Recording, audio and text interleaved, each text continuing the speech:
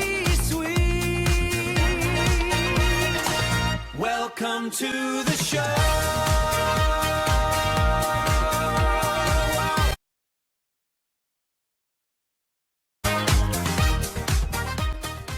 Welcome back to From Kitchen to C-Suite, the podcast dedicated to analyzing the full spectrum of the hospitality industry, from operational staff to executive leadership. I am your host, Don, and today we shall address a regulatory seismic shift that is reshaping Chicago's culinary landscape. For decades, Chicago has been recognized as the principal culinary center of the Midwest, a city distinguished by its tenacity, its esteemed fine dining establishments, and its deeply rooted, culturally significant neighborhood restaurants. The city's reputation has always been built upon a foundation of diversity and culinary innovation. However, the city is currently undergoing a critical transition, a labor policy shift that has sparked intense debate and immediate economic disruption. The One Fair Wage Ordinance, having been signed into law, was enacted with the commendable objective of elevating workers' compensation and abolishing the sub-minimum tipped wage, ultimately raising the pay floor for all restaurant employees to the standard minimum wage. This policy was championed by proponents as an essential step toward economic justice, a necessary correction for a system they contend exploits front-of-house staff and contributes to systemic income instability. While heralded as a triumph for labor advocates and employees, the measure has been perceived as a profound and often existential disruption by the business owners responsible for payroll, operational efficiency, and maintaining financial equilibrium in an inherently low-margin sector. Today we shall examine what many within the industry are already referring to as the unforeseen consequences of this sweeping regulation. The economic ripple effect is immediate and palpable. We are observing the closure of notable, long-standing establishments that could no longer absorb the sudden and significant increase in labor costs. Furthermore, many surviving businesses are implementing drastic measures, including the reduction of menu offerings to streamline kitchen labor, and fundamental shifts in traditional service models, such as moving away from conventional tipping toward mandatory service charges or implementing an entirely new system of pricing. This raises a critical and complex question for the future of the city's hospitality sector. Does this policy represent an inevitable and necessary advancement in labor rights and policy, a sign of progress that other major culinary centers will inevitably follow? Or conversely, are we witnessing the gradual and irreversible decline of what has historically been one of the world's most dynamic, diverse, and accessible restaurant sectors, fundamentally altering the consumer experience and the entrepreneurial spirit that defined it? Joining us today are several of the city's most respected operators, owners who are managing this transition on a day-to-day basis, and policy analysts who have been tracking the economic indicators and sociological ramifications of this monumental shift. We shall discuss the real-world operational ramifications of a well-intentioned social policy confronting the immutable economic realities of a deeply personal, notoriously low-margin industry. We will delve into the numbers, the human element, and what this all signifies for the future of dining in the city of big shoulders. Please be seated. The discussion is prepared. Let us commence. The economic repercussions stemming from Chicago's gradual abolition of the, quote, tip credit, a measure robustly supported by the national advocacy organization One Fair Wage, now serve as a stark warning to the service industry at large. Far from fostering financial stability for employees, the 2026 mandate appears to be systematically undermining the city's dynamic, decades-old culinary culture. What was envisioned as a pathway to a living wage has instead precipitated an existential and frequently insurmountable fiscal crisis for local restaurateurs. The adoption of the One Fair Wage paradigm is now widely regarded by industry veterans as the preeminent threat to Chicago's gastronomic landscape. The restaurant sector is inherently volatile, with the majority of full-service establishments operating with notoriously minimal profit margins, typically ranging from 3% to 5%. The conventional tip credit framework, where a reduced mandated base wage was substantially augmented by customer gratuities, functioned as the financial mechanism sustaining this operational model. This system ensured servers often accrued earnings significantly surpassing the standard minimum wage, concurrently managing the restaurant's most substantial variable expenditure, labor. The municipal decision compelling restaurants to remit the full minimum wage, now exceeding $16.20 per hour in Chicago, to all tipped personnel, has led to a catastrophic inflation of labor costs. For an average-sized bistro employing 20 front-of-house staff, this regulation has resulted in labor expenditure increases soaring beyond 200%. This substantial escalation translates to hundreds of thousands of dollars in new annual fixed costs. Given that profit margins were already in the single digits, operators are demonstrably unable to absorb this expense, forcing a stark and unavoidable choice: closure or radical alteration of the business structure. The 2-year period following the implementation of this policy offers an unequivocal and sobering account of financial hardship. Accelerated business attrition. Within the first 6 months of 2025 alone, Chicago's dining sector experienced a significant wave of permanent closures, with nearly 500 Chicago area restaurants permanently ceasing operations. This rate of closure is disproportionately concentrated among independent mom-and-pop establishments that lack the corporate capital necessary to withstand the operational disruption. Widespread workforce reduction. Contrary to the anticipated promise of increased prosperity, the policy has correlated with notable job contraction. Employment within Chicago's restaurant and bar sector declined by approximately 8% throughout 2025, a rate of decrease that substantially exceeds employment trends in other sectors and across the state of Illinois. Customer dissatisfaction and service model strain. In a desperate attempt to mitigate the massive rise in labor costs, 97% of restaurant operators have been compelled to adopt contentious survival mechanisms. These include implementing steep, frequent menu price adjustments or appending non-optional automatic 20% service fees to customer invoices. This resulting sticker shock has markedly alienated patrons, who perceive the high final price as non-transparent or punitive. Ironically, this has catalyzed a major cultural shift wherein many customers have reduced or eliminated voluntary cash tips, directly resulting in diminished overall take-home earnings for high-performing servers accustomed to substantial traditional gratuities. The most poignant irony of the One Fair Wage Ordinance lies in its detrimental effect on the very workforce it was designed to safeguard.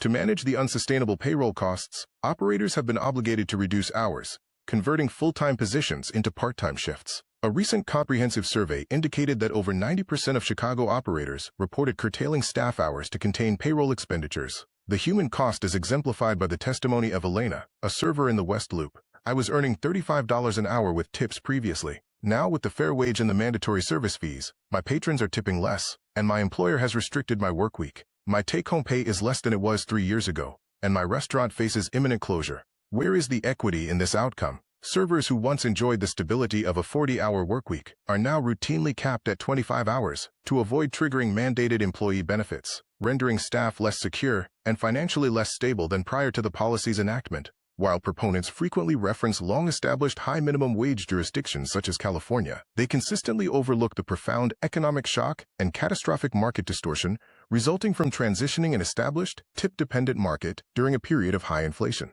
Should the One Fair Wage model gain national traction, the industry is expected to enter a predictable and irreversible death spiral. Decreased patronage, massive menu price increases, and automatic service fees transform casual, regular dining into an inaccessible luxury for middle-class consumers, dramatically diminishing customer volume. Abolition of full-service waitstaff. Restaurants pivot away from the expensive full-service model, eliminating waitstaff and transitioning to a highly efficient, though impersonal, counter service or tablet ordering system. Enhanced automation. The prohibitive cost of human labor accelerates investment in and adoption of technology. The human element of traditional hospitality, the server, is systematically supplanted by kiosks, QR code ordering systems, and robotic food delivery mechanisms. Market consolidation. Small, independent, owner-operated establishments, the cultural cornerstone of a city's dining scene, permanently close. The market becomes concentrated, leaving major metropolitan dining primarily to large corporate chains and heavily capitalized hospitality groups that possess the financial reserves and administrative capacity to manage drastically elevated payrolls.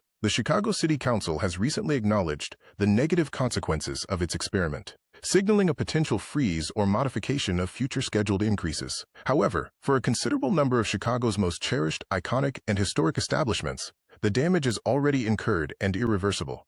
The policy has effectively decimated years of business equity and customer loyalty. Should the One Fair Wage movement proceed with its aggressive national expansion, the American dining experience, characterized by personalized service, independent creativity, and accessibility, risks becoming fundamentally unrecognizable, not due to a lack of customer demand or industry talent, but because the ideological cost of fairness proved fatally expensive for the businesses that generate the employment. This comprehensive discussion concludes not with an abstract policy debate, but with the stark, tangible, and increasingly difficult reality of Chicago's One Fair Wage Ordinance. While this legislation was undeniably instituted from an earnest, and indeed necessary desire for economic parity among the city's valued tipped employees, its implementation has inadvertently precipitated a profound, structural, and escalating crisis within the city's world-renowned hospitality sector. We have progressed beyond the stage of mere prediction. We are now observing a rapid, fundamental, and often devastating transformation in the essential identity,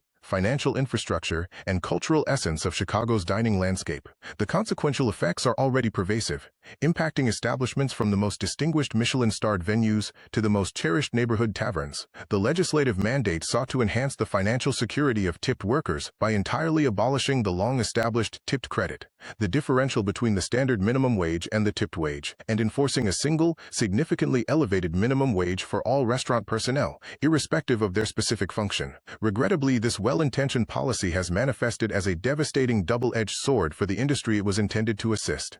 The result of this modification, a dramatic, instantaneous escalation in fixed labor costs, has metastasized from an unforeseen byproduct into an undeniable existential threat to Chicago's entire dining ecosystem. This structural alteration necessitates a high-stakes reckoning, compelling operators to fundamentally reevaluate their entire business model. For the majority of restaurants, labor expenditure constitutes the single largest, most crucial, and frequently least flexible controllable operating expense. When this expense experiences a dramatic and sudden increase, establishments, particularly the independent, low-margin operations that characterize Chicago's diverse neighborhoods, are compelled into fundamental, difficult, and often publicly apparent restructuring. Menu rationalization and the decline of complexity. Formerly extensive, varied menus that celebrated regional, ethnic, and innovative culinary traditions have been rigorously streamlined. Complex, labor-intensive dishes requiring specialized techniques, multi-stage preparation, or unique ingredients are the first to be eliminated. The operational shift prioritizes efficiency and reduced preparation time over culinary innovation, variety, and the intricate dishes that previously defined an establishment's unique character. This menu contraction is a direct, defensive measure against insolvency, workforce reduction, and hour compression. Difficult decisions have been made to curtail hours for existing staff, eliminate non-essential shifts, especially during conventionally slower periods, or release valuable, long-tenured employees. The focus has shifted from cultivating a full-service, high-engagement customer experience to one characterized by leaner staffing models, higher employee-to-patron ratios, and increased demands on the remaining workforce. The objective is no longer to optimize service quality, but to minimize labor expenditure. Permanent closures, the realization of existential risk. Most tragically, numerous beloved, multi-generational establishments, the very cornerstones of neighborhood identity, anchors for local tourism, and repositories of culinary history, have been forced to cease operations entirely. They were simply unable to reconcile their historic, often traditional business model with the new, dramatically divergent financial reality imposed by the ordinance. These are not merely commercial failures. They represent the conspicuous loss of cultural institutions, the proliferation of service fees and surcharges. In a desperate attempt to offset the increased fixed costs without deterring customers with prohibitive menu price increases,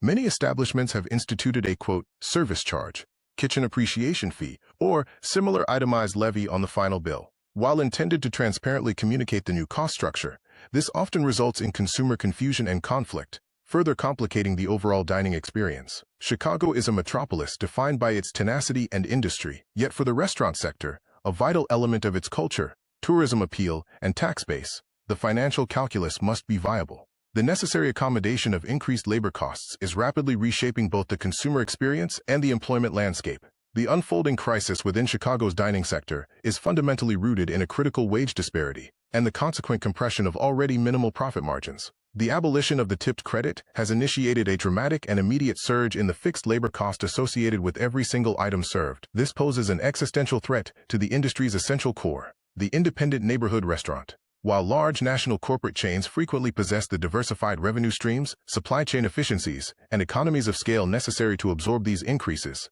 the typical independent low-margin bistro or neighborhood eatery lacks such resources and financial flexibility. They are left disproportionately susceptible to the rising cost of operations, unable to simply absorb the financial shock. The inclination toward simplification and the menu contraction constitutes a defensive strategy. While streamlining menus effectively contributes to the reduction of inventory waste and necessary labor hours, it simultaneously and profoundly diminishes the unique culinary offerings that have historically defined the city's gastronomic prestige. This trend toward uniformity is a direct consequence of the ordinance, where economic viability supersedes culinary aspiration. Whether one is a lifelong patron, observing an unavoidable service fee, or kitchen appreciation fee itemized on the check, or a dedicated cook or server questioning the availability of consistent full-time hours, we are all witnesses to this rapid, fundamental, and potentially irreversible transformation. The tight-margin, independent bistro model that once defined Chicago's eclectic, distinct neighborhoods is rapidly yielding to a future characterized by automation, streamlined,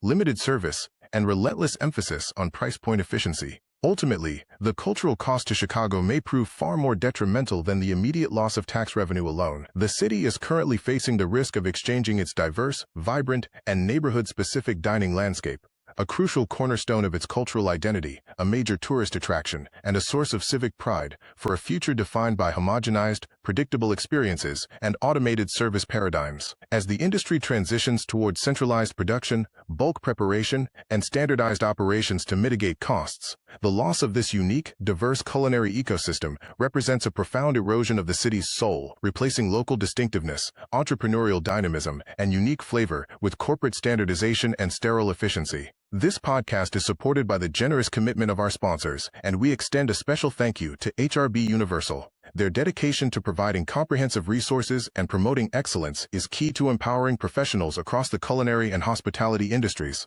We also want to acknowledge the Plate and Pour Collective Equity Partner Program.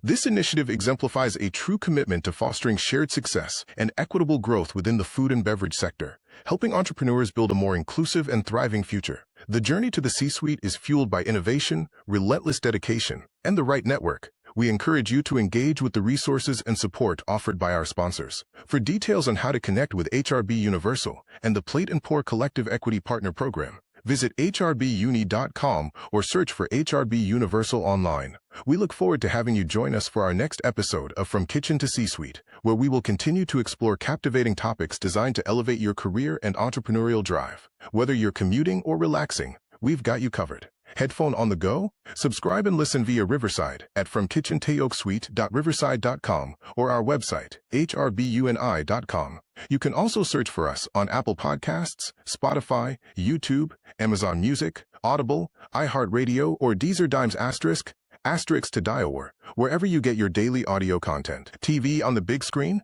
Level up your experience by watching the From Kitchen to C-Suite podcast on the HRB TV network. Pro tip: if you use Roku or Fire TV, simply search for HRB TV network to start streaming directly from your living room. Until our next broadcast, continue to innovate and strive for superior achievement.